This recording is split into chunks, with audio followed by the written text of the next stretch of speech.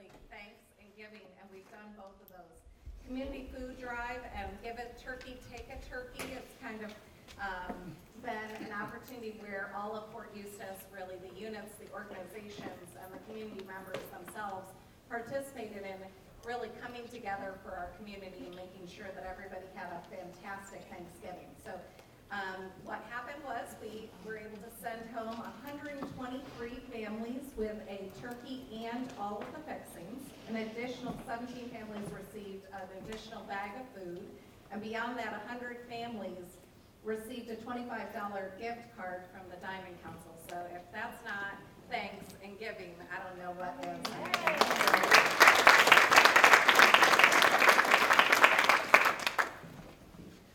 As far as additional volunteer opportunities, anytime you want to volunteer, obviously you can contact directly Donna Cloy at the 878-3638 number, but beyond that, each area will have a phone number and a contact. Whistle Shop is always, the thrift store is always looking for people who want to participate and give a hand there. USO always needs some volunteers at the center. Army Community Service, we love to have people at Army Community Service helping us out. It's a fantastic group to work with as well. Army Family Team Building is looking for instructors as well as a volunteer program manager. And Herb Bateman Army Education Center is looking for a volunteer administrative assistant to assist them. So please let us know if there are things that you can participate in or have time to help us out with. Local community volunteer opportunities. Gloucester High School is having a track meet on December 8th and 9th, and so they're looking for individuals to assist with that track meet. Virginia Duels Wrestling is really looking for an opportunity down at Hampton Coliseum to assist with that. They're preferring somebody who has some idea about wrestling and experience in that field. Special Olympics, Virginia is doing a basketball tournament in February, and again, looking for great teen volunteer opportunities, and we look forward to the fact that your middle school and high school level students have an opportunity to get those volunteer hours, because that's going to be important when they go to college. So definitely reach out to Youth Volunteer for Hampton Roads, and they'll hook your children up with some opportunities for volunteering. Next one. Okay, talking about Army Community Service. I just want to go through some of the things that are going to be happening. Interviewing workshop, resume, and federal employment. So if your spouse or anyone in your family that is looking for employment wants some additional information, those are great workshops to attend, as well as even if you're preparing for that next career. Just haven't interviewed in a long time, we would definitely want you to come out and participate.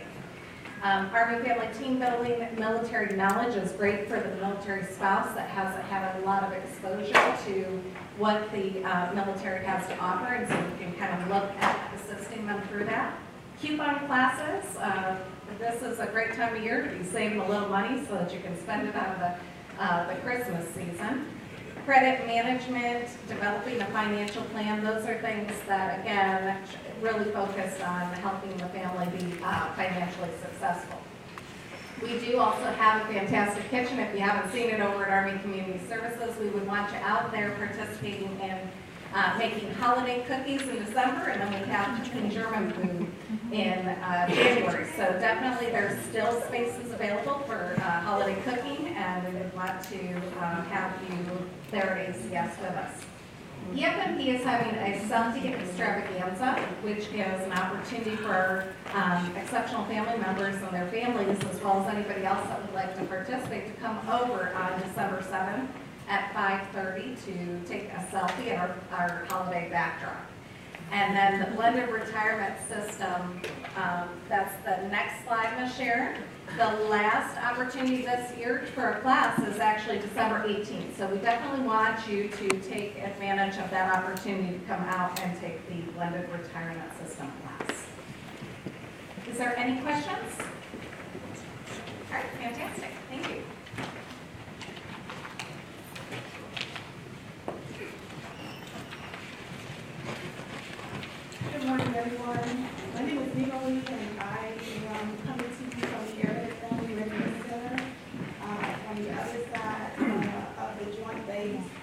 So we have almost identical, the same classes that are offered at the other community service. We have the same one, the same programs, employment, readiness, transition.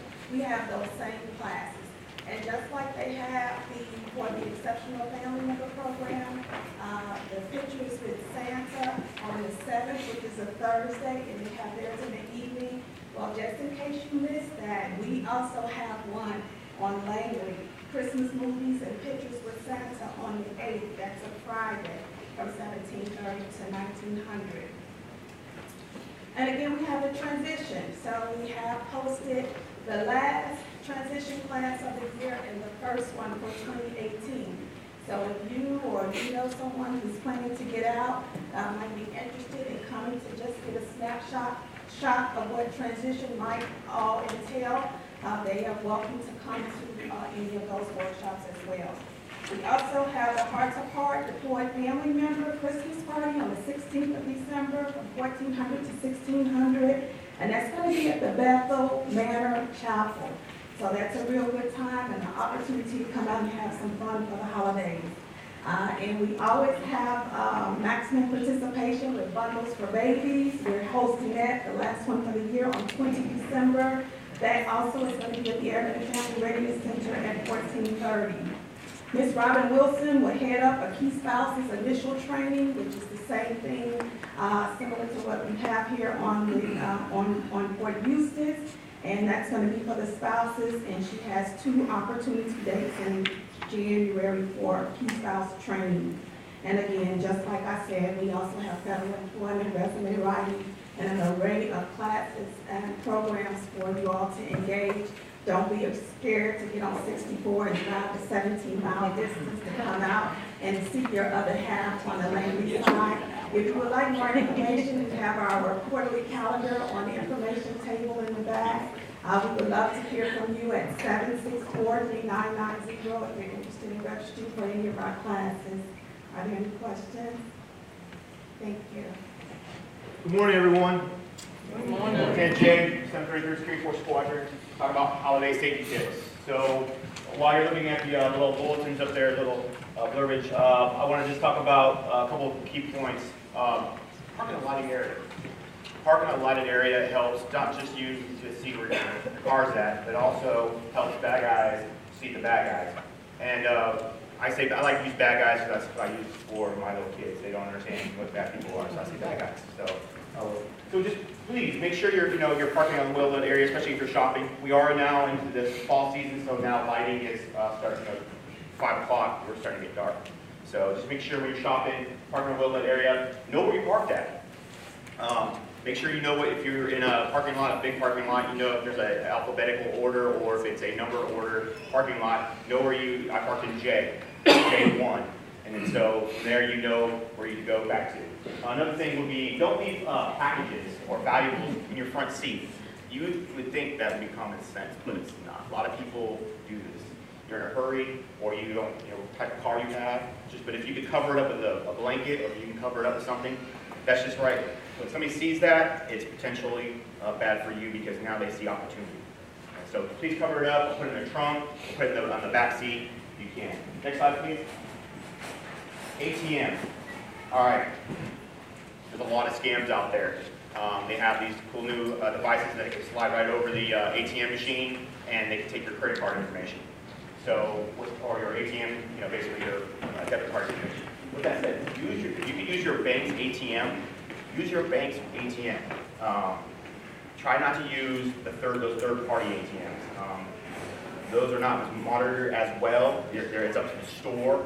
They might have a little camera on them, but a bank actually has it secured. Usually some banks, you have to use your ATM card to even get inside the bank area. They have that little lobby area where the ATM machine's at. So that said, please be careful of this. Also, just be careful in general. Online shopping, stuff like that. Once again, cyber thefts out there. People taking your information. So just be careful what website you're going to purchase things.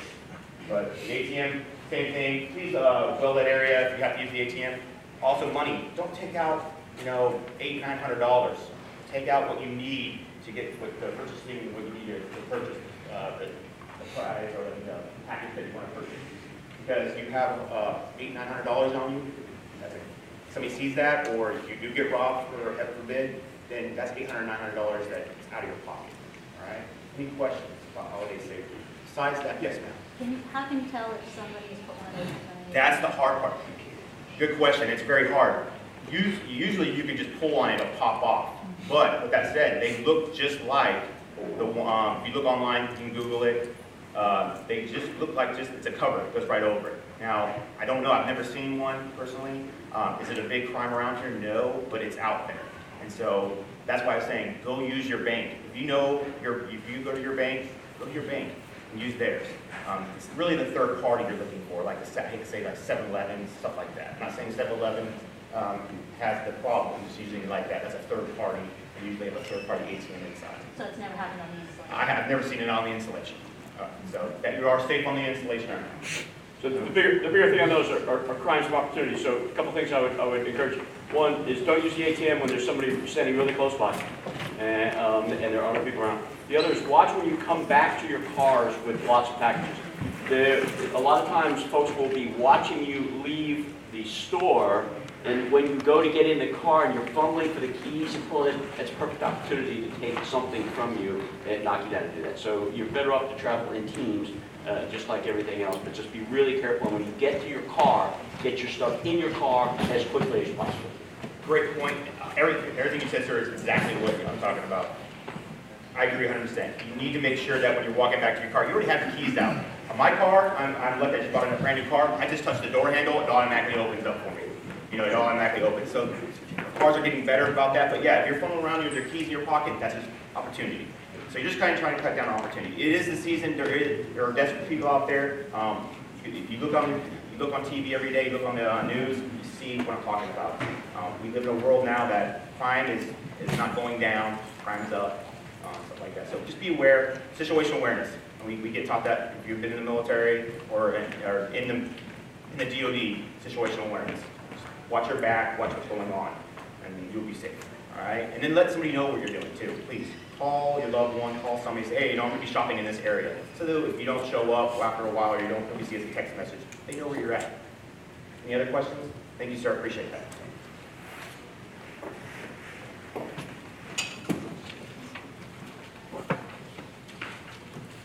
Good morning, everyone. I've been the Drunk Driving Prevention Program now for almost a year. They were established here in February this year, so it's been almost a year that we've been around. A lot of people kind of know about the program already. Some people are still slowly learning about it. So real quick, we're going to give a back brief, and I also have a continuity real quick for you, sir, because I know last time there was a lot of questions you had. Hopefully this will help next week. So the program was started in 2011 by Brandon Wagner at Joint Base News and Forward. He got PCS to Hawaii, so he wasn't able to completely finish the process there. We do have a chapter that's different if we start over there. Our largest chapters in Hawaii is Oahu, which is the entire island, all 4 branches of the military. We have 2 in Kansas, Fort Riley, Fort Leavenworth, 1 in New York at Fort Drum, 1 in Missouri at Fort Leonard Wood, and 1 in Fort Stewart in Georgia. And then we have Fort Bliss and Fort Hood in Texas. And then my chapters, the newest chapter to the addition here at Joint Base Langley-eustis. And we've been doing pretty well. We have almost 150 volunteers, and we've given 20 rides already in the almost 6 months of operation. So my biggest mission is we're coming into the end of the year. I know it's the holidays. The holidays are crazy. Some people love the holidays. Some people not so much. We have the Drunk Drive Prevention Program, and then we also have AAA's program. If nobody knows about that, it's just 1-800-AAA-HELP. They'll sit there, they'll pick up your vehicle with a tow truck and bring you back home. So if somebody does not choose to use this program, the organization that I represent, I would hope they at least use that AAA program. So there's 2 programs for your soldiers, your units, the entire installation. I hope these people use this program. Next slide, please. Yes, sir. Go ahead. So basically, this is what the program is. I'm going to break it down again. My program is applicable to service members, family members, and veterans, as long as they have a valid CAC card or retiree ID. The AAA is obviously applicable to everybody here. The Drunk Drive Prevention Program is an all-volunteer force of individuals affiliated with the military who are able to pick up other people associated with the military and their car for free. So just like the AAA program, which we operated for this month, we can pick up their vehicle and we can pick up those individuals. It's offered on Fridays and Saturday nights. We can extend them to 4-day weekends. So if it's Thursday to a Monday or whatever it might be, if it's 4 days, we can extend those hours because we know that's when people are most likely going to be consuming alcohol. Each volunteer must attend a mandatory safety brief the first Friday that they volunteer, which is at 1900 PMWR Boston. Volunteers will remain on standby, expected to stay sober and dispatch to locations as needed while on call for the evening. Service members will be able to offer a change in difference between their local community and volunteer hours will be recorded and eligible for verification on weekends. So go ahead, sir. I'm done, sir. Yeah, And this is yours. so I mean, is the person that signs all the general officer memorandums of reprimand? Yes, sir. For all of your organizations? In my estimation, one of two things is not happening with this program that could be, and that is, one, people don't know, or two, people choose not to use it. So, in my experience, it's usually about getting the information out to all the soldiers. So what are the mechanisms that we have, or that we are utilizing, whether it's, you know, in this digital age, whether it's social media, whether it's, you know, whether it is little cards that we hand out, whether it's posting of flyers or what, to get information down to your units, because that's where it's happening. So I think we need to look at that. It's one thing to have a program. It's another way to, how do you know that you've saturated the vulnerable population to ensure that they're fully aware of the program? Yes. And that's and then how do we? So then how are we measuring? You know, whether or not we're doing that. I think that's the next phase. So it sounds like we've got the volunteers. Mhm. That's not the issue. It sounds like we got the program, not the issue. So the issue now that I think we need to work on collectively is how do we get the information out to the soldiers. Yes, sir. Any thoughts from units? Sir, we haven't done enough to advertise this, so put it in the little green book, we'll push this hard. I was unaware that the volunteer thing was all up and running. So there you go. You had a commander who didn't know, so there's a whole... And I'm trying to get to every unit, anybody. I know. My point is, I got you. What we need to do is step back and say, what are the... It's an effects-based operation like anything else. The effect you want to achieve is what? To what audience? So then now you got to figure out what the delivery mechanism is for that information. That's what we need to step back and look at. So we have everything in place. How do we get the information? So I think the next thing we need to do is look at the information campaign. Okay. And how do we do that? That's the next step I think we need to collectively look at and figure it out. Again, social media, you know, flyers, website, you know, lots of different ways we can think about it, because you're doing all you can do trying to push it yourself. I think we've got to figure out how to help you. I appreciate that, sir. That'd be perfect. So look, hats off, you know, great program. You know, I'm an old guy, and so folks, this kind of started and evolved with Mothers Against Drug Driving years ago. I mean, Mother's Day, they started a graduate effort, and we really, it's a great progress on it. But I do want to caution you to talk to your family members about the fact that distracted driving accidents, death and injury is up hugely over the past several months. And it was attributable to using cell phones behind the wheel. You know, maybe is it due to just all the other things that are going on in the car.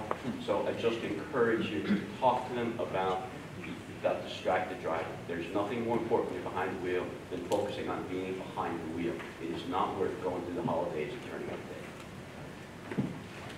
Any other questions? So I have one question. We're publishing this, or pushing this information out to. One of the questions that came to me, because it's DOD ID card members, so I do have some VA civilians and retirees.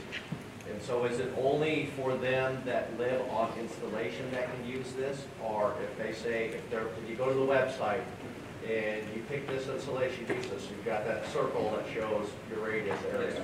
So if somebody said, if I've got one of my more mature workforce members and they're in, say, Williamsburg, and they've had too much and they sign up for this, will this program allow them to be picked up and taken to the residence in Williamsburg, or is it only for installation?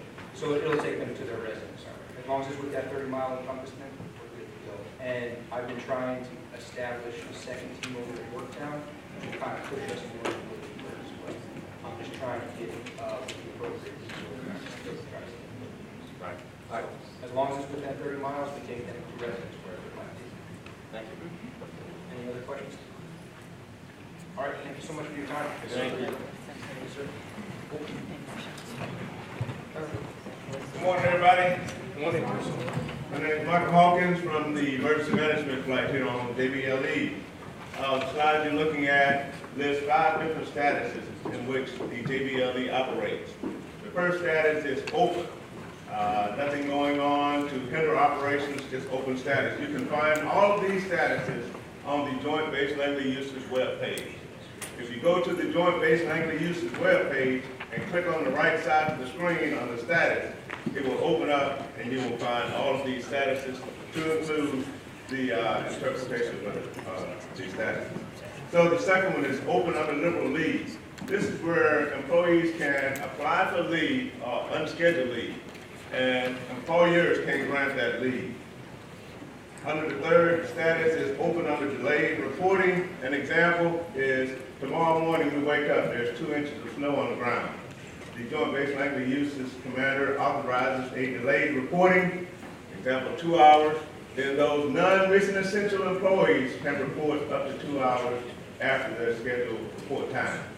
If you notice in red, mission essential employees report on time. So if you're mission essential, don't worry about any of the status. You need to be here with me. The fourth status, open under limited operation. This is formerly closed status. We got away from closing Joint Base Langley-Eustis. We operate under mission essential personnel only. This is where mission essential personnel only report to work. If you are mission essential personnel, your command should have already let you know. During duty hours, say if a weather pattern approaches Joint Base Langley-Eustis area around 12 o'clock, and the Joint Base Langley-Eustis commander authorizes early release. The next slide is going to show you how we execute that early release. But this will allow employees to leave early based on the timeline that the commander sets forward. But again, mission essential personnel, you remain on post unless released by your commander. Next slide, please. This chart shows 4 different zones. The farther out you drive, the earlier you will be released. Now it says 1 hour, 2 hours, 2.5, and 3 hours. This may change. What you need to really pay attention to is your zone. And the release will be disseminated through the command post. Through the command post, and I'll talk about those mediums here in a second. But your zone will be announced through the command post, and it will trickle down to your units. And so the commanders will know, if you live in Surrey County, you're probably going to be in zone 1. And if you live on Jefferson Avenue, where I live, zone 1, you probably leave here an hour early. Next slide. These are some of our notification procedures. Of course, your chain of command, first of all, receive emails from our MSG operations. In addition to that, we have the emergency mass notification system. You may have heard the giant voice around the installation. We also have a system called ad hoc. This is where it calls you on your cell phone, your work phone, and you may have seen those pop up on your computers. That's called the ad hoc. Then we have the social media page, Facebook, Twitter, Snapchat, all those other mediums the young folks know about that I don't know about. But there's a way to find information out. And I'm getting a yellow sign. And then lastly, your local television and radio stations. And then the last slide, please, is the PA app. You can download this app. It's free from Google Play or from iTunes.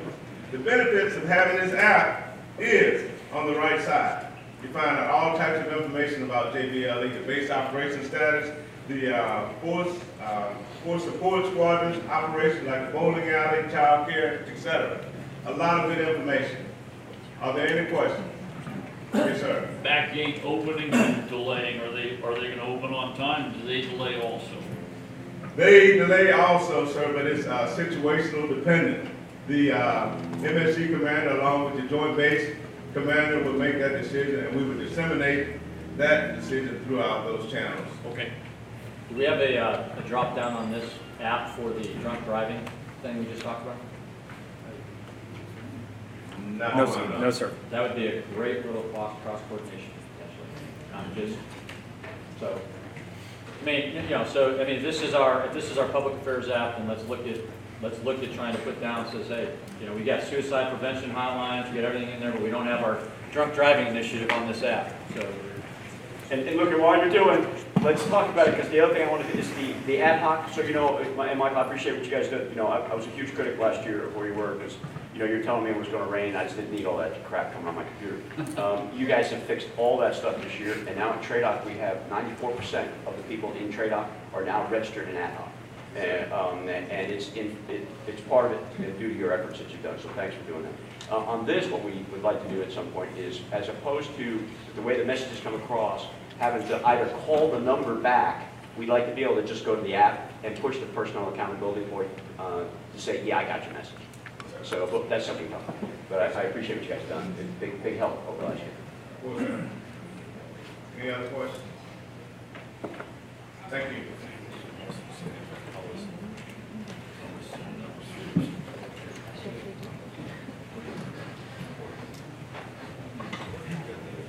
Hey, good morning, I'm Vince Myers, I'm the Health Center Commander. A couple of things I want to highlight. Sorry about that, I was unprepared to jump up here. I will tell you that we have a couple of closings that are coming up in the month of December. We look at the days where the volume is very, very low right around the holidays in close proximity. And because, you know, it's a huge resource to open for a handful of folks who routinely plan accordingly and will not open on these days, including 2 Saturdays. The Saturday clinic is very helpful for us, and it's helpful for the community. We usually have a family practitioner and a pediatrician, but the other piece is the pharmacy is open the entire day on Saturday. So I think that's a great resource for our community. People use it as they need it for acute care type issues. We wouldn't encourage folks to use that for a chronic issue where you're seeing your PCM, your primary care manager, for an ongoing condition, but if you've got sore throats, cough, headaches, etc., things that are appropriate for that. A couple of updates before I bring up a couple of our subject matter experts. We are still moving forward on the Williamsburg Community-Based Medical Home in the Newtown area. It's scheduled to open next summer. It will support 6,000 beneficiaries, including family members and retirees. That project is moving quickly. We already have a facility. They're working on some quick renovations, very minimal renovations, and we expect to open that about the midsummer of next year. The intent is to have pharmacy out there, to have lab out there. We will work locally with an organization, local healthcare organization, to support X-ray because there will not be X-ray out in that specific organization. And we'll also rotate specialty care out there so that we can provide services out in the community related to specialty care such as dermatology. Of note, we also have a second dermatologist that's coming on board within the next month that was previously here, and I've heard nothing but wonderful things about Dr. Raffles. Should be joining us shortly. Beyond that, I'd like to introduce one of our... Vince, before you Yes, sir. introduce 2 questions for you. One is, can you give an idea next summer what you think that will do to the patient load, so to speak, at McDonald as you open Williamsburg? Like, for instance, can you give an estimate or a guesstimate of what you think, for instance, pharmacy, weight, all that stuff? What's the density of the population you think will probably potentially use that if it gets a kind of full capacity over time? Yes, sir. I think as we look at it right now, probably about 1/3 of that population will come from the health center here. The folks that I live in Williamsburg, other folks that live in Williamsburg, they're not going to drive by. I also expect that we'll get a pretty significant chunk of population coming from the Yorktown area. Because again, if I'm a family that lives next to me in Williamsburg, I'm not going to drive to Yorktown Clinic.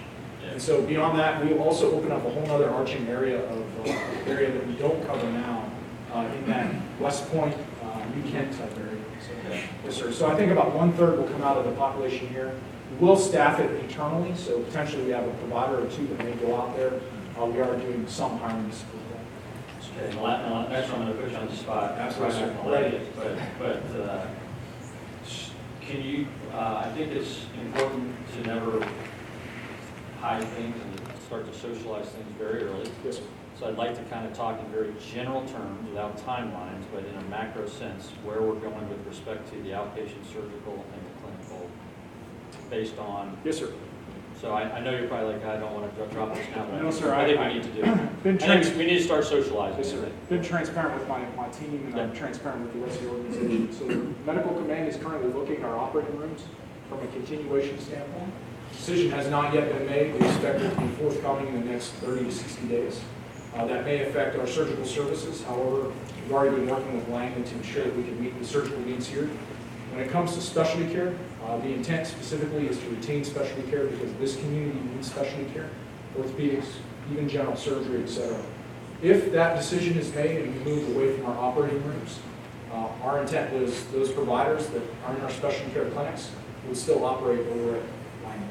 Yeah, so I'm going to be a little bit more dire. So, so that for all intents and purposes, the decision is a fait accompli. I mean, it is pretty well happened. Just so, and for those who don't understand what's happening, this is the ramifications of the DoD and the Defense Health Agency and the business model that is happening across all of DoD with respect to the centralization and the business aspect of medical services, not just for us operationally, but also for our family members and the bases, et cetera. And this is where, quite frankly, you know, it is, again, it's based on business and dollars instead of off of what we would think is more important, which is readiness. And that's just patently the way it is. And the Army has lost this battle at the Army senior leader level so far. And until we, in communities across the Army, get to a point where we bring this up, i.e., this may be you know, a potential AUSA fan, you know, type of point that needs to be made to Army senior leaders to get their attention so that they can really rap on the doors of the chairman and DOD, SecDef, et cetera.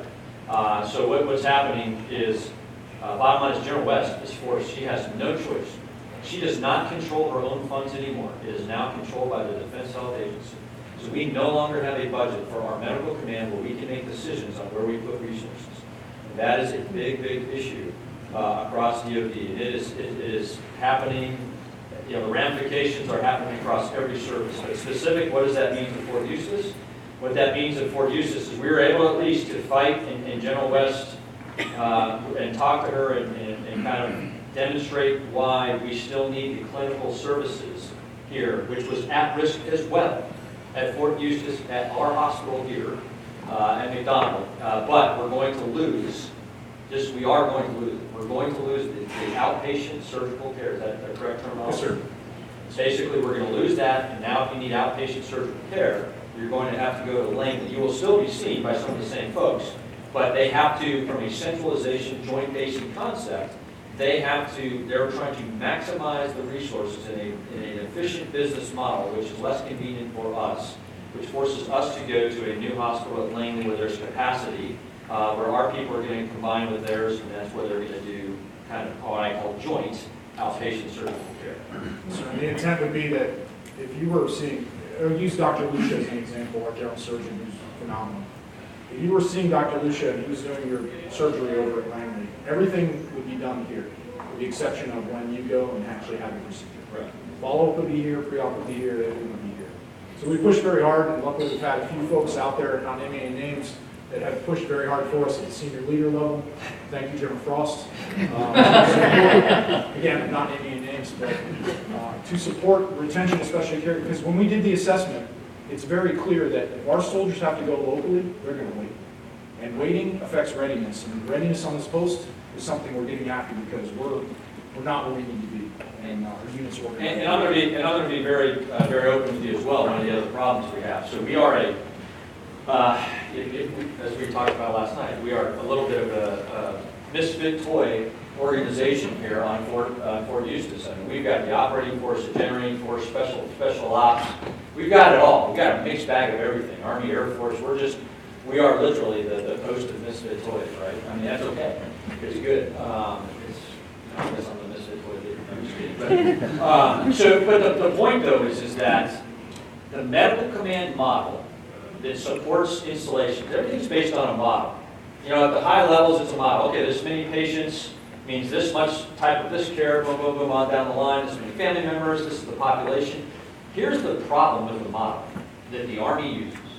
And we are working, we have a summit with Medical Command soon to talk about this because it's not just Fort Eustis, it's all of what I call the training-based installations.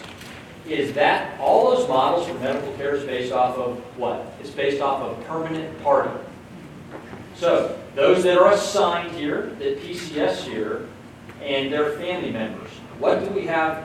What else do we have here in other training and doctrine command installations that is not counted for in the population that is a high density of folks that get injured and sick? Transient students, the training base. A whole 128th Aviation Brigade, your entire brigade's manpower is not counted in the medical model for support of what is necessary to medically support this installation. And so this is just part of one of the issues that we're trying to raise all the way up as to why, you know, that's why we have to keep the clinical services. I mean, you know, and not to get too far down the rabbit hole, but those AIT students need some direct oversight with leaders. They can't just wander to Langley on their own. You know, I mean, they just can't. And so those type, you all understand where I'm going with this. So that's why it may look great from a monetary standpoint, but it is totally impractical for us to do our mission and to take care of our soldiers and not have something local for them to take care of, which is why it's so important to get the specialty clinical services remaining here. Just one point. So I'm just opening up the aperture. Everyone understands the problem set. Transparent. And that's why we continue to build the specialty care. GI, we look at general gastroenterology, still would be done here because we can do that internally even without the operating room. So we're looking at that. And that's something that we do a lot of. So. But just, you know, the next year, maybe less, is when this kind of transition is going to happen. I just wanted that everyone to kind of be aware so you can kind of brace for a little bit of the impact with respect to a lot of it, you know, the majority of what we wanted to keep here, we were able to, but that surgical piece that they used to be able to do here is going to have to happen. It's not just us. I mean, Fort Lee lost it a while ago. Yeah. I mean, people losing all across the country. Fort Leavenworth lost it, the same cut that we had, Fort Eustis. It's happening everywhere.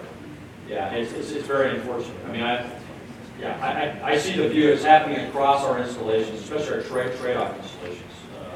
Because of the model. Because of the model, yeah. And so as we wait for this to come down, actually right now, as we speak, my orthopedic surgeon is operating at Langley. Right. And using those folks, those military providers that will depart next summer likely will backfill accordingly, but to do proof of concept to ensure that we can work out the bugs now.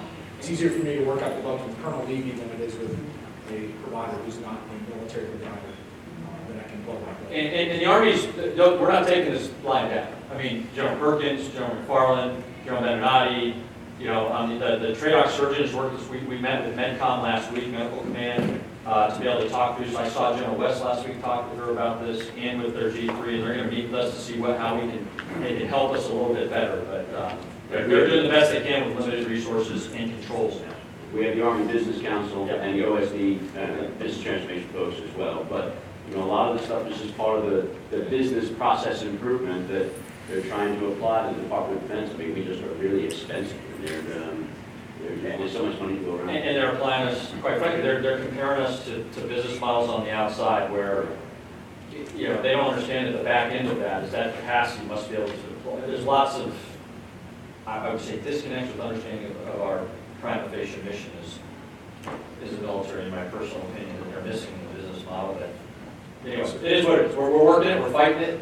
Your awareness and your assistance in any form that you're in is appreciated, especially spouses. Yeah, and so that's actually too, that's kind of one of the reasons to stay involved in community type activities now, is because the military still represents less than 1% of the population. The folks who come into these positions to make decisions, they have no experience with what we do. They don't understand, and even those who do, don't understand the training base of it. And so they'll apply the active component, the PCS model to a place where it's a small slice of what's actually at the base. It's just education. We have to educate and inform. We can't lobby, but we educate and inform. So there you go, Prince. I told you. That's all right. It's an easy one for you. Yeah. Bottom line is we're going to make great lemonade here. It's going to be tasty lemonade. Provide lemonade on Saturdays. It's going to be great. Just pour more sugar in. That's already it. I'm confident with the healthcare system here and supporting the beneficiaries. It's funny, I talked to a patient on Saturday, they said, I was in the DC area and even Walter Reed doesn't have a clinic on Saturday, he doesn't have pharmacy open on Saturday. So I think that's an important piece. Yeah. We've received feedback and we continue to build on that. Yep. And I think Williamsburg is another place where we're going to have potentially some extended hours or an hour shift to be able to better meet the population. I would leave you on a positive note by saying that Colonel Myers and the team here is doing everything they can to squeeze everything out of supporting you at the point of need, every ounce. And General West is fighting up and is doing her best to support us. And the things like, opening up the Williamsburg clinic, they're really thinking outside of that kind of typical military medical box of how to support at the point of care, point of need. And so within the constraints that are there. So at least you can be heartened by that. And also, just to speak quickly about the Wellness Center. The Wellness Center has been really picking up lots of engagement. Our team, we have a great leader over there, Ms. Poppy, and her team. And I think as we continue to build on the Wellness Center, staffing is almost to max. We've got one more individual to hire. And I think we'll be, units, please engage Wellness Center. They're setting up great unit overviews and providing services. And again, Wellness Center is effective in changing soldiers that have never been able to be changed when it comes to health and wellness. At this time, I'm going to introduce Ms. Beverly Gordon. She works in our managed care division. And I will hand it over to her because as we have all these other transformational changes, the new TRICARE contract, and there's some important things that I'll have her share with her on that. My name is Beverly Gordon. I'm Assistant Chief of Managed Care, and just want to go over the new updated changes with TRICARE. Okay, currently there's an enrollment freeze, and what that means is any soldier family member coming into this area will not get enrolled to PCM until after January 1st.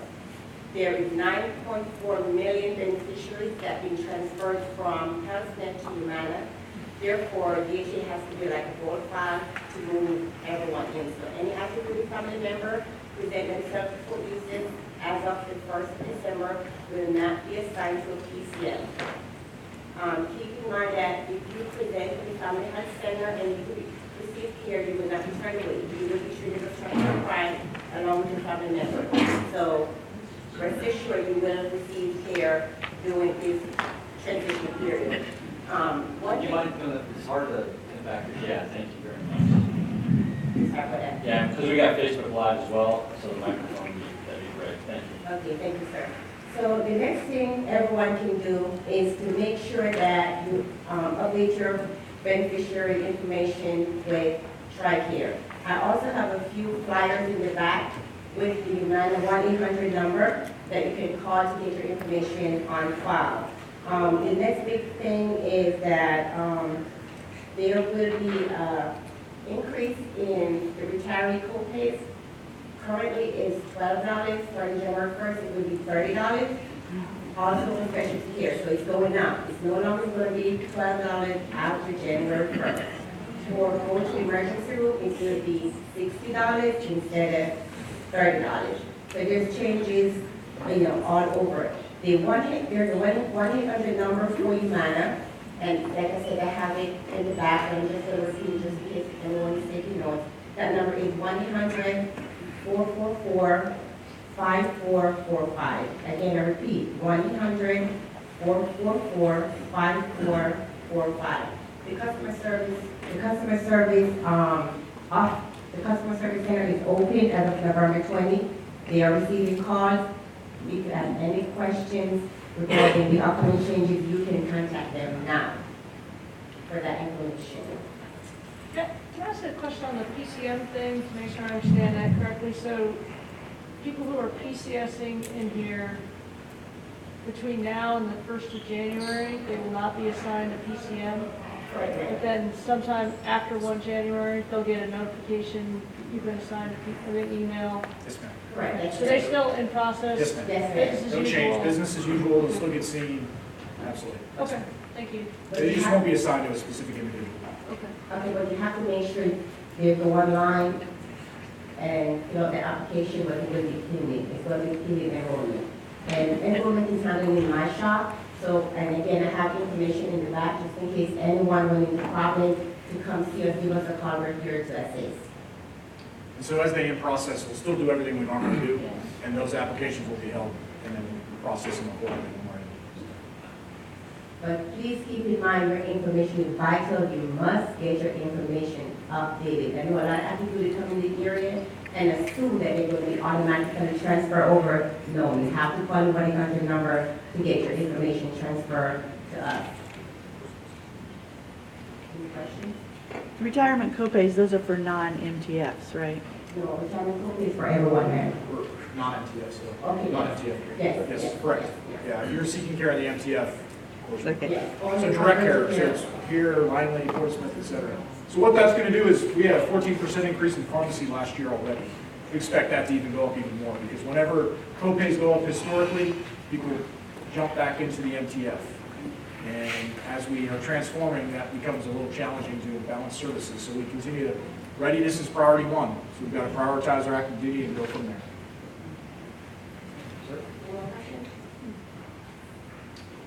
Thank you. And Ms. Gordon will hang around for after if anybody has any additional questions. I'd like to introduce real quick our Ombudsman. I want to share, have them provide this quick overview of what they do and how they support our soldiers, families, and retirees with any challenges they may have. We're a great resource that is supported by the Medcom in our facility. Good morning, sir, and community. I'm Mr. Howard. And I'm Mrs. Hines. And together we are your Ombudsman team for Joint Base Langley-Eustis, Fort Lee, Fort Story, the Poly Trauma Center in Richmond, and we also cover down for the Reserve National Guard for Virginia and West Virginia. Now, the Ombudsman is a liaison between the Medcom and the soldiers, families, and retirees, and we're here to broker a relationship with command so we can help the commanders help their soldiers. If you look at the slide, the role of the Ombudsman is to assist with concerns filled from the voted Soldier Family Hotline, to assist soldiers and family members and retirees with, of course, the military health system, and assist veterans with contacting specialists, hooking them up with the VA, making sure that they get to the VA. We even help veterans as far back as we find out the veterans as far back as the Korean War. I've helped many with the Vietnam War trying to get the H-1 stuff. So we're here in the community to aid and assist, like I said, soldiers, family members, and veterans. Up on the board, you'll see some of the reasons why we're in contact the Ombudsman to clarify policies and procedures and regulations. Ms. Hines and I are retired Army strong all day long. And when the Ombudsman program started, the Chief of Staff set out and hired senior medical NCOs to overlook that program. And we've been around since 2007. So 10 years, this is our 10th-year anniversary, and we're still going strong. And hopefully, we'll continue. Where are you? We're located in the Health Center, sir. The Ombudsman office is within the Health Center. We work closely with Colonel Myers and MedAC, as well as MedAC at Fort Lee Chain of Command. We give our posters all over base and all the medical buildings, GMCs, 650, 705, as well as the Health Center. So soldiers can reach out and contact us. All family members can contact us as well. We have soldiers accept the policies and challenge with navigate the medical system. We're created to help cut through the red tape that soldiers sometimes get caught in, and it takes long periods of time for them to get some solution. We make no decision. We give it back to the commanders, let them. We do like to start at the lowest level, first sergeant and the captain, to make those decisions. However, we will move on up to the sergeant major. We will end up with the sergeant major and the next command if needed. Any questions? So just want to make sure you see the face of so many commands. I've seen emails from me, and I'm Mrs. Hines, and we're all here to one team. That's all we're here for, one team. So any issue, any resource, we're here for any soldiers and family members who come to us for any issues. However, primarily issues that affect their behavior, health, and their physical health. And we are, like you said, a liaison. We're just someone for you to communicate with. If you feel your issue has not been resolved, that's what we have to do. We have to make sure your issue is resolved. So please feel free to send anyone, come to us and ask us a question. No matter what the question is, we're going to answer it, and if not, we're going to research it. So we're here as one team, and we just need people to know that there is another resource for them to use for any of their questions or to get any of their answers, any of their thoughts, whatever they have, their problems to get resolved. Is it just the two of you? It's just the two of us. And we're very busy, so we work by email, text, phone calls, and we get them all over, all time. And we're on the road back and forth to Fort Lee. Probably trauma center, if the soldier's going to be inpatient for more than 30 days, they want us to go on visit. So we do have a high caseload. Got a question here. Do you guys help families with childcare issues like bills and things like that? Yes, it's a matter of getting them back over to Ms. Gordon. If they did receive a bill for service that they had on the outside because they had an unauthorized visit, then we do link them back up with Ms. Gordon and her staff for hopefully a quick resolution of those payments now. Any issue you can think of, we're not the SMEs for anything. We have no decision-making authority. So maybe it'll help you helpful to maybe understand. Yes, sir. So let's go back to, why did the Ombudsman program come about in the first place? Maybe that will help us understand why you're needed and where, and why. I think that may, if we're jumping right to What we're doing. instead of the why, which might be helpful in understanding. Specifically, sir, when Warrior Transition Command, and that was a big driver for the Ombudsman. I believe it was before that, but that definitely created a more robust Ombudsman support. Yeah, but that's not the why. That's That's just the when and the where. In That's not the, 2007, sir, there was a Walter Reed scandal. That is what brought the Ombudsman program together. And- Because of all the issues that fall through the cracks, the soldiers coming back from the war, they said a lot of issues weren't addressed, and they needed people on board to make sure these issues were addressed. So when we started specifically with soldiers that are going to be coming back from the war and family members assigned to WTUs and WTDs. And we were contractors. The Army liked the program, bought it, now we're all civil service workers, and now it's been extended to all the areas that we just explained. National Guard, Reserve, family members, veterans, anyone. So you don't have to get a WTU for us to assist you with any issue. so let me try and maybe help to also assist in maybe translating too. So I would liken them to almost like your IG, except they don't do the inspector stuff. Meaning they are an independent entity that anybody can go to, and then they link you up with the right resource person, command, or whatever, and you know that by going to them, you're not going to feel like you're not going to be listened to, or that your problem's not going to get addressed, or so it's, and when that entity represents your issue and goes to the command or the resource, the trike, or whatever, they're going to listen because they know that this is legitimate. And because it's kind of that independent entity and voice for a family member or a soldier that's having a problem issue in or navigating through the medical system writ large. Is that fair? Yes, sir. That's great. Yes, sir. Okay.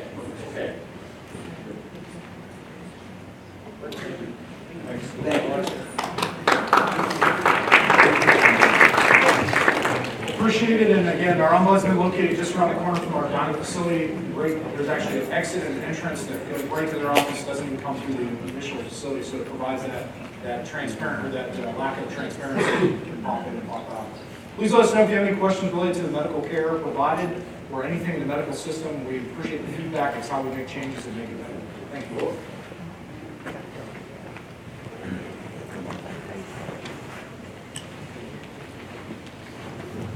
Good morning.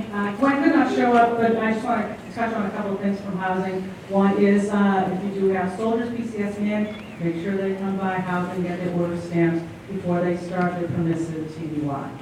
Because they will charge leave if it's not stamped. So please make sure they come by housing. Housing is building 650. Second is the home buying. Monthly home buying is next Tuesday, the 12th.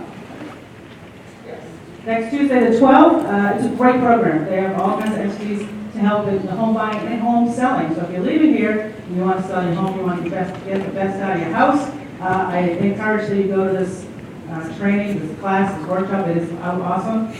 Everybody I've talked to that's been to it have really, really made great strides when it comes to buying and selling their houses. Next slide. And the barracks. Really, I don't know much about barracks, but they're still there. But I heard good things sorry, the barracks is right. But I did hear a good thing that the first sergeants are taking over as part of they get put their soldiers in where they want to put them, so they're going to be more unified. So that's a good thing with barracks. But other than that, it was we had an APAP conference. There was some great things that came up about the barracks that we probably solved. So, any questions? I'll bring them back to the housing office later. So thank you.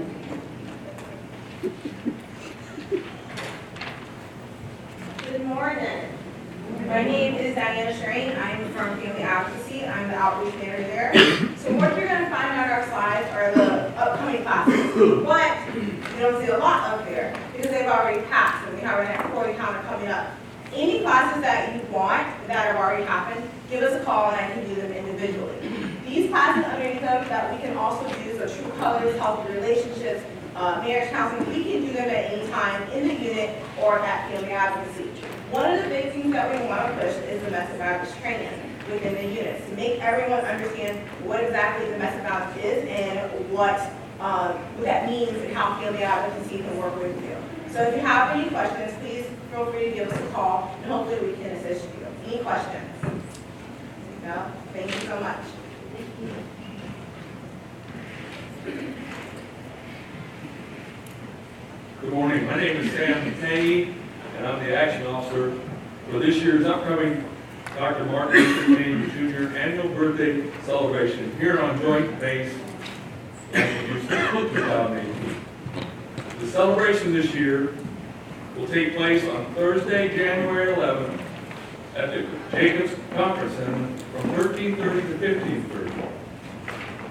Brigadier General Donna W. Martin, the Commandant of the Military Police School, Fort Leonard Wood, Missouri, and a local Hampton Roads native will be our guest speaker. Our local Woodside High School Center for Arts and Communication will be providing the entertainment for the ceremony.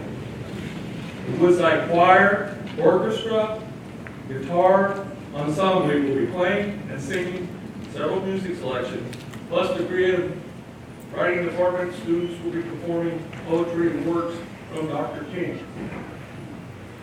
We are excited to hear General Martin. She is a dynamic speaker, and of course, we can't wait to hear our students from Woodside High School.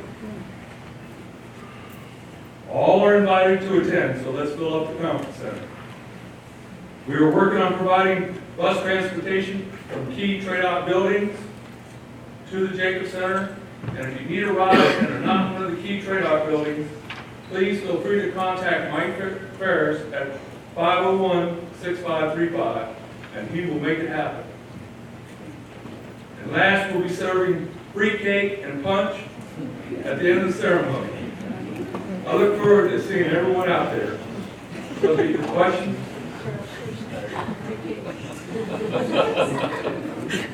No questions? I'm also followed by Fred McKinnon. He's going to be our MC, so you'll all be really excited about that. Morning, sir. Morning, team. I'll be real brief. I got to head out to the GA holiday party. That's why I got my shirt on today. But January 20th, the next comedy show will be right here at Fort Eustis. The last show is in June.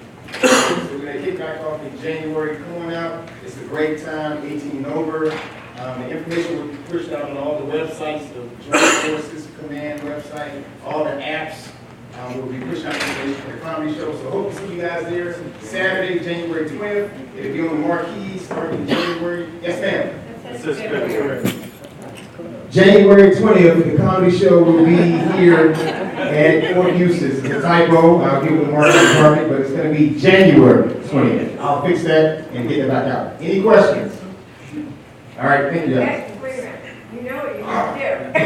Every day she sees me at the gym, every time I come up here, so I'm required to give her a joke. The show is 18 and over, but this is a PG joke. My daughter goes to a Christian private school, and I got a call that I'm a bad influence for her. She wants to be a comedian. The only problem is she's 5. She doesn't know when to cut it on and off. She jokes all the time, so she's missing out on valuable opportunities. She got a chance to be selected for the gifted program. She went to take a quiz in front of this panel. They asked her to name the 2 days of the week that begin with the letter T. So I know she got this because it's Tuesday and Thursday, but my daughter being a comedian, she said today and tomorrow.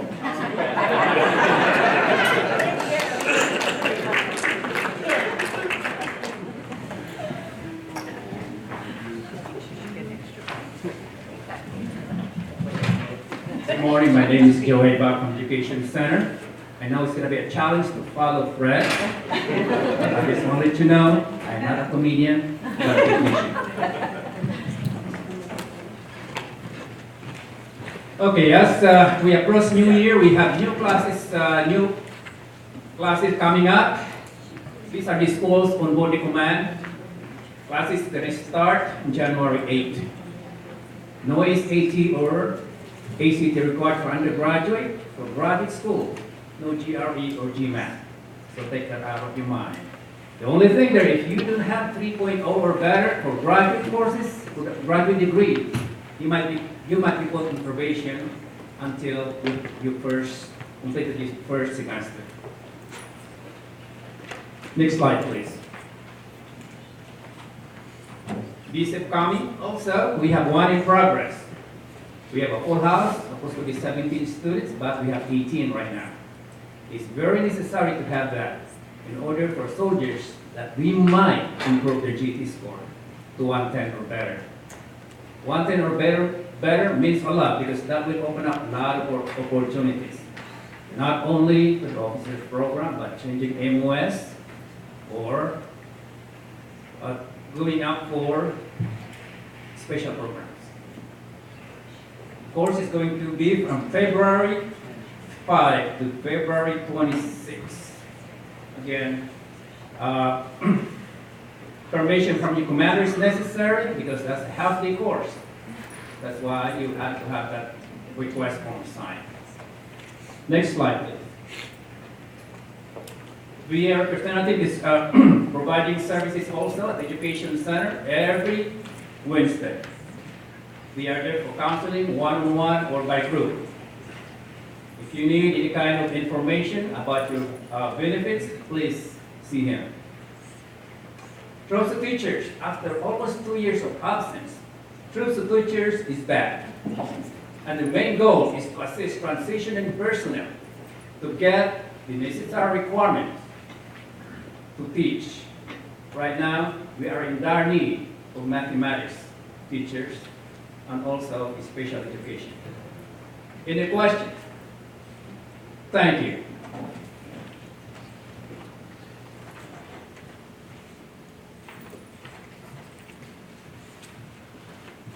Good morning, everyone. My name is Sharon Fox, and I'm with the American Red Cross Services to the Armed Forces. For those of you that don't know where we're located now, we are in the ACS building in room 125. And this is my contact information above here. If anybody want to jot it down. The Red Cross, we always have exciting things coming up during the holiday season. And so this year we're going to do a Holiday for Heroes program, and that is going to consist of us collecting hunting items and snack items, and we're going to ship all of the items that we collect from different organizations to the troops that are in Iraq. We have a mobile staff that's deployed there right now, and so we're going to service those service members that's deployed right now. So that's one of our exciting programs that we have coming up. And does anybody have any questions for me? Okay, thank you.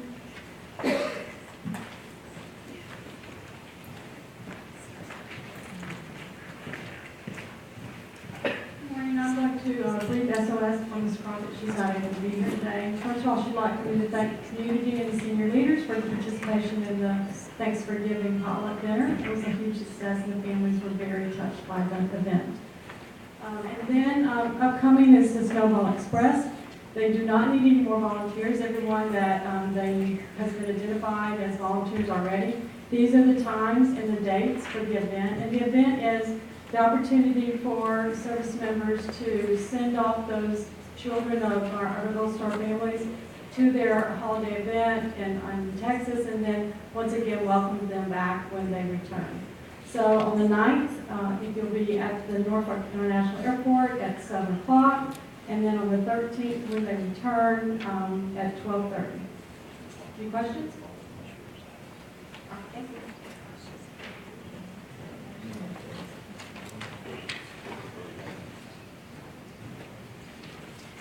No, I don't have a second job at the 80s. No, Mr. Porter couldn't make it, but he did want me to brief on the new storage units we have here on 40s. Everybody know about that? Yes. Yay, yes. It was an AFAP issue last year that got resolved, and they're ready to be rented. We have 25 of the 4x4s by 8s, and 10 of the 4x4 by 8s and 25 of the larger units, the 4x8s, to be rented. As you can see, the prices are right there. They're lower than downtown. I did a little research before I came up here, and they're about $5 lower than the downtown unit. But they're on post, so it's convenient and safer. So you win in with price, and you win in with convenience and safety. So there's a couple of fees when you start. There'll be a $5 administration fee, one-time cost, fill out the paperwork, and then there's a late fee. But everything's taken out of your credit card. So as soon as you sign up, credit card's on file. They'll do your credit card every month. Unless you got a new expiration date, you have to update that. Other than that, it's going to be all done by APs, and then we close it out, we'll close your credit card out. Next slide. There's times to go to the AP's admin office. Was that did you fill the credit? Oh, you did the credit card already. Sorry. Monday through Friday from 11 to 2 will be to register for these. There is a priority, it is on post housing, families first, then of course barracks members, and then it's pretty much open to the community. As soon as there's plenty of them, so I think everybody both on post and off post will use these. Again, the number's there, just make it easier, probably make appointments to get your storage unit, and access is 24 hours. They're located right across from where the dog park's at, over by lodging. You'll see them there, nice garage door type openers and stuff. So. And that is it. Any questions about the Lock and Leave program? I'll just ask the commanders and Valport Bay and whoever else can get this out. This was, like you said, an AFAP issue. We brought it to completion. We'd like to see some participation. Thank you. Also, they accept the STAR card. I'll have to ask Mr. Porter about This is that. exchange, okay. Okay, I did not know that. I'll ask. Any other questions?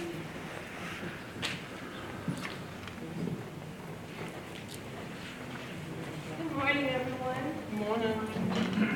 Really quick, I want to personally thank everyone for helping support the Spirit of Norfolk trip. We were completely sold out with tickets, so thanks to you guys. We were very successful, so thank you so much.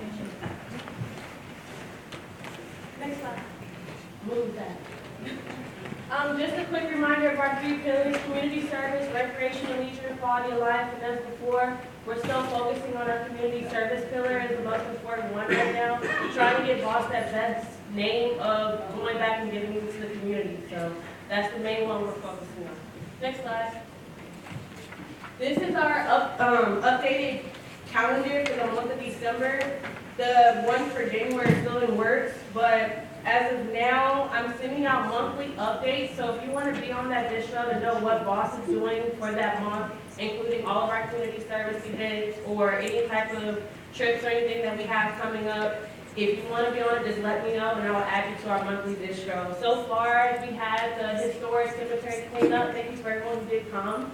And that was very successful. And then we did Trees for Troops and holiday tree lighting. You'll know we were there because we all had on elf suits. You didn't know. And then we did the Christmas Town Bash on Sunday. So we've been pretty busy. And then, of course, you see our weekend is jam-packed again with doing play date at the Fort Eustis Club here on Friday as well as our recreation and leisure. And, update. On the 10th of December, we have the Langley versus Fort Eustis, because we're a joint base, paintball event, and it's completely free. We, as of now, have 27 slots left, and it's open to any and everyone. And then our laser tag versus Langley and Fort Eustis is also free on Thursday. So, and then we have. So if anyone wants to participate in those events, just let me know, call myself or the MWR, and just let me know if you want to participate or know anyone who wants to participate. And then our single skate party will be free as well. Is there any questions? Our calendar shows only 19 shopping days left to Christmas. Surely that's not possible. Oh my God. It is true. So, with that being said, we will do their shopping like this weekend. That way y'all can come to our donation table and we can wrap it for a free donation. But you buy it for us.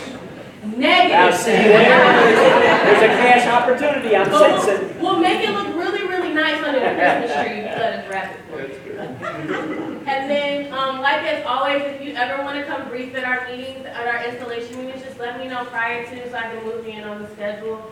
The meeting we had last week was very successful. Star Major Resolve came and we resolved some quality of life issues we were having in the barracks already. So if you want to come out and talk to the soldiers, you're more than welcome.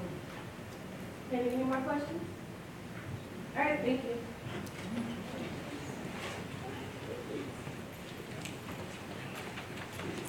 Good morning, all. Thanks for coming.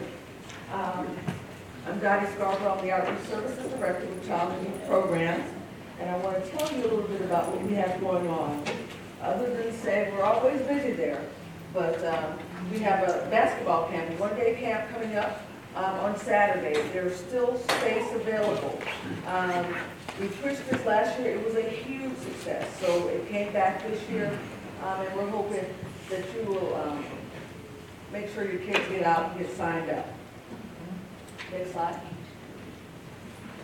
Right here you'll see the schedule for December. This is our youth programs. This is the youth services building, 1102 Pershing Avenue. They have lots of activities going on this holiday season.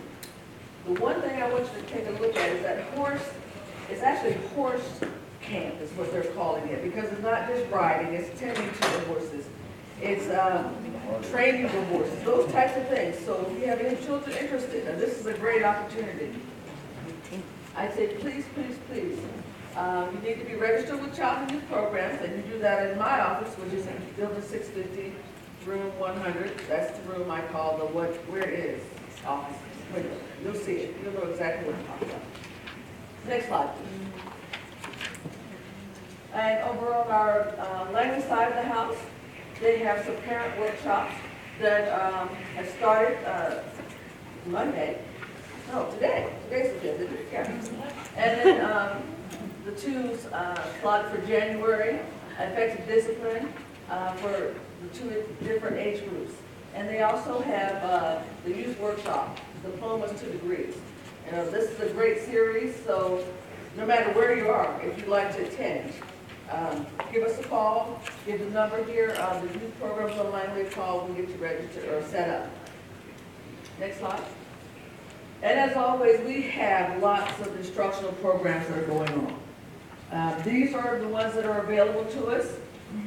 Not all have enrollments, but they are available and ready as soon as we get the minimum number required. So right now, we've got a fantastic gymnastics program going on. The taekwondo, the piano, violin. Miss Anna has been with us for a number of years. She is an excellent, excellent instructor. So if you're interested in any of our programs, please give our Skies instructor a call, or if you want to register, you can give us a call at Building 650, and that number would be 878-4025. Okay. Any questions about anything, any particular programs you're interested in? If not, just remember, 650 to 100, that's where it is, window. Have a great day. Good morning, guys. My name is Mike Washington. I'm the operations manager for Eustis Fitness Centers. I'm going to go over a few things with you guys. First of all, sports, basketball, our intramural games are going on right now, Anderson Fieldhouse, Monday through Thursday in the evening time from 1600 to 1700, or 1700 to 1800. The varsity sports that we have is the Army 10 miler. Their team ran October the 8th. Team JBLE placed 13 out of 56, which is pretty decent. We also have the softball, which is men's and women's, soccer, which is co-ed, and then basketball, men's and women's, and volleyball, so men's and women's as well. If you have any more questions about sports, you can contact our sports director. Her name is Jen Bess Morgan at 878-0013. Okay. The next thing is we'll skip to group exercise schedule. There's going to be a new group exercise schedule coming out for January through March. There'll be new foundational movement classes, also new strength training classes, and then more of the classes that you guys love, Zumba, boot camp class, and boxing. Also, we have the Fort Eustis 10K Ruck Run coming up again. It's our annual Ruck Run. It's March the 10th, 2018, and you can register online at active.com.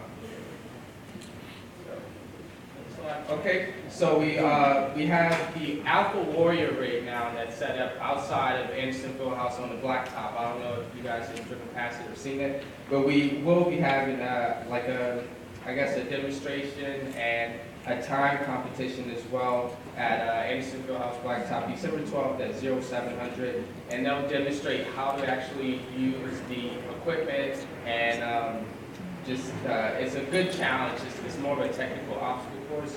It's a good challenge for you to test your core physical fitness ability. Next slide. And also, if you're interested, please come out and participate in our 12 Days of Fitness Challenge. Like it says, it's going to be one day, 12 stations. It's a circuit workout. You'll work every muscle imaginable.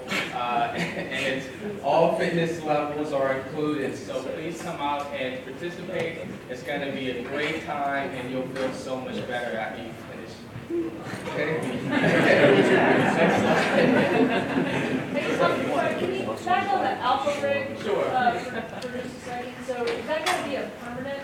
It is a permanent fixture. Okay. It's up already. Yeah. So in addition to the event you're doing on the 12th, could we schedule, individual units to come over and get an orientation to that? Absolutely. That's exactly what we want. So yes, you can get with us. Justin Davis is our fitness director. Okay. He's at 878-6075. And any information or questions you have or any instructional information that you'd like, he'd be able to provide you with that. Awesome. So the next thing is the Iron Athlete Competition. So you guys are familiar with our functional fitness classes that we offer. It's kind of like CrossFit, but we don't call it that. We'll be having the Iron Athlete Competition January 27th. 10 a.m. There's a scale for novice and then RX for the more experienced athletes. It's $30 per person and they're limited to the first 36 participants. And I think that's it. Thank you guys. Yes, ma'am. Do you know the dates that some of the gyms are closing? Because I believe McClellan's closing. Yes, McClellan will be closing on the 22nd, which is a Friday. We do have the schedules posted in facilities and on Facebook. We'll disseminate the information again. We'll get with marketing and push that again so that everybody's clear when the facility will be open and closed. Right, so you're saying the 22nd, 22nd, of December yes, ma'am. till... McClellan Fitness Center, and then it'll open back on the 3rd. Anderson Fieldhouse will be open for that period. Regular. Hey, just one thing to add, we've done a lot to try to improve the functional fitness area. I would encourage units and individuals, we have functional fitness classes, I think 1715 to 1800, Monday, Wednesday, Friday, and then 09 on Saturday mornings for individuals. And the units can go contact Jason or either Michael and get some time there in the morning. So I think it's in line with some of the H2 that General Frost is pushing across the Army. So the more participation, the more we're going to try to increase. But we got to see large volume of folks in there. Well said. Thank you, guys. Thank you. Good morning and happy holidays, everyone. I am Patrice from marketing, and we have a lot of great events coming up. You all hear me okay? We have a lot of great events. First, we have Play Date, which is going to be hosted here at the Fort Eustis Club December 8th from 8 to 1 p.m. Tickets can range from free to $40, and the $40 ticket does include, you can do like paint and play. If you've never been to Play Date, it's a really fun activity. You used to have them at the Convocation Center a few years ago. It's a really family fun activity, so I would highly suggest that you go check it out. Next slide, please. We have the ugly Christmas sweater Saturdays at the Fort Eustis Bowling Center on the 9th, the 16th, and the 23rd. And you just wear your ugly Christmas sweater and you will be eligible for free games. Next slide. And we have Sunday brunch, and it's also a photo opportunity with Santa here also at the Fort Eustis Club on December 10th, coming up this weekend from 10 o'clock a.m. to 1 o'clock. I get confused with the time. So if you have any questions or would like to RSVP, you can see a Zeb or call 878-5700. Next slide, please.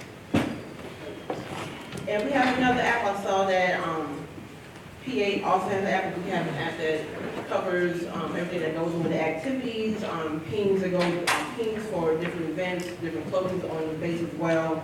regarding the activities. So down, you can go to your Android store or your Apple store and download, and you can search for JPW FSS MWR. And stay tuned, we are constantly rolling out new things within the app. So if you have the opportunity, you can download it now. And also, before I leave, we had my coworker, Jasmine, going around for a raffle, and we have two $10 gift cards. So I'm going to pick up two names. First name is Becky McKee. And then I can give you your gift card. And the next person is the Hendersons.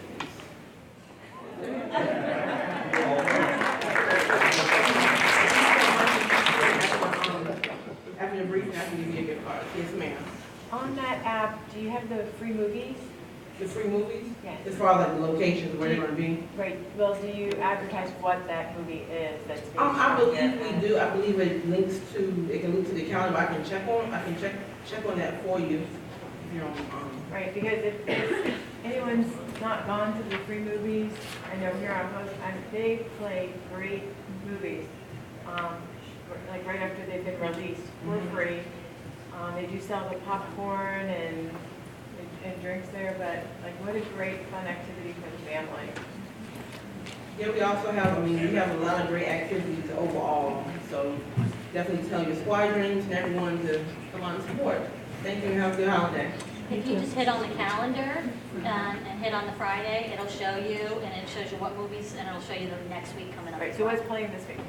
So this week is the Lego Ninja Logo Classic. Ninja Lego King. And the King. Second. The Golden Circle. Yes.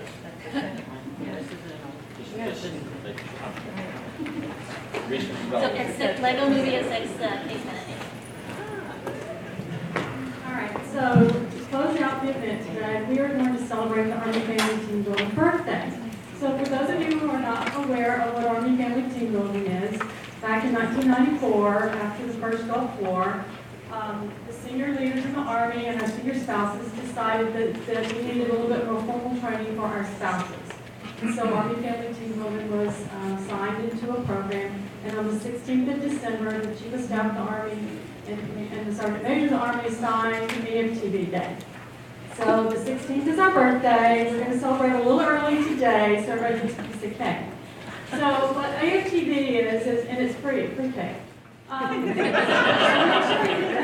So we offer classes for our soldiers and family members. We started out our target audience is spouses, but we have expanded over the years to include professional development and leadership development, not only for our spouses, but for our DA civilians, or all of our civilians and our soldiers as well. It is a DA program. It's certified instructors through ACS, which are all volunteers except for our staff when we don't have a volunteer. And those are all volunteers, and we're going to ask some of them to come up in a minute when we cut the cake. But we teach our instructors. They go through an instructor facilitator course, and it's a 4-day course that they have to go through before they are certified to go on the platform to teach it's service members and family members teaching service members and family members. So it's a great program, and we're happy that you're here today to celebrate with us. I would like to invite some of our volunteers up to come up with us, and Colonel Clayton and General Frost, if you would like, and General Bernardi, whoever, if you'd like to come up and help us cut the cake.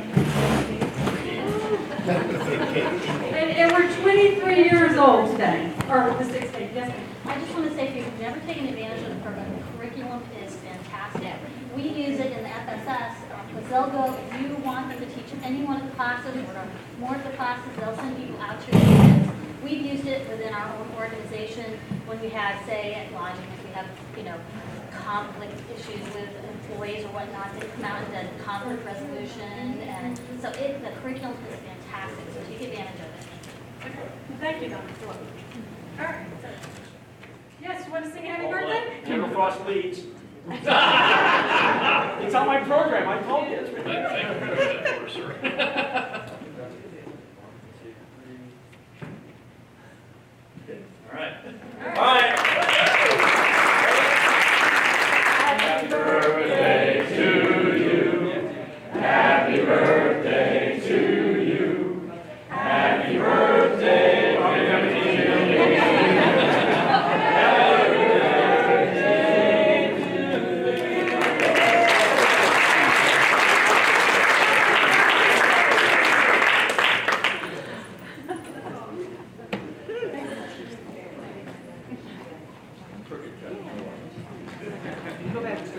fan. I know.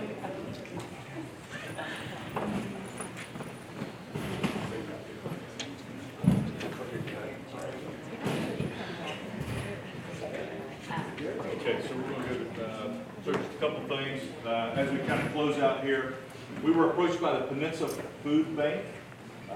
They're having a food drive on 15 January as part of, to help replenish all of their holiday stocks that they'll between now and then. So 15 January, what we would love to support. I think it'd be a great thing for Fort Eustis. But before I go back to them, we'll be reaching out to the units to make sure that we do have support. I don't want to just show up for Fort Eustis with 2 birds and bags. So we want to make a big contribution if we decide to do that. The second thing is Toys for Tots, kind of rolling up here. We're going to have a run on Friday morning, but the last donations are on 7 December. And those boxes should be around the unit areas and in different locations around the post. And last thing is, thanks for everyone who joined us Friday night for the tree lighting ceremony. Great turnout. Some folks got to see Santa Claus and Mrs. Claus and some great words by Major General Beninati. So thanks for all those that came to that. As always, a really good event. Sure. Well, as senior spouses, just want to wish everyone happy holidays and enjoy your families. And we always keep in prayer our soldiers, sailors, airmen that are deployed around the world. And we will see you in the new year. Looking forward to it. Just saying thanks everybody for thanks for the command teams for coming out, and hopefully this was informative. And if there's something else you want to see, just let us know. Or some information we need to provide. I think some of it is just it's getting past us and getting some of this information out and down to the community and to our soldiers. And thanks to all the presenters and all those who helped to put this together. And thanks for what you do as part of the greater Fort Eustis and JBLE team. So thank you very much. Happy holidays.